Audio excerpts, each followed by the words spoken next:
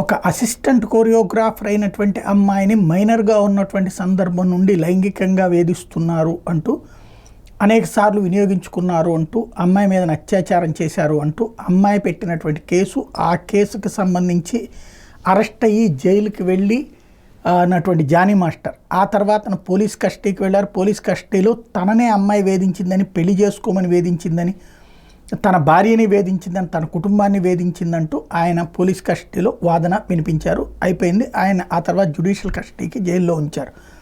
అయితే తనకి జాతీయ అవార్డు లభించింది. ఈ జాతీయ అవార్డు తీసుకోవడానికి బెయిల్ కావాలంటూ కోర్టులో వేస్తే ప్రస్తుతం కోర్టు, రంగారెడ్డి కోర్టు ఇప్పుడు తనకి బెయిల్ 4 రోజుల పాటు మంజూరు చేసింది. ఈ నెల 6వ తారీఖు నుండి 10వ తారీఖు వరకు కూడా తను ఏదైతే జాతీయ అవార్డుకి వెళ్ళి రావడం కోసం అని చెప్పేసి అనుమతిస్తూ ఆదేశాలు ఇచ్చింది.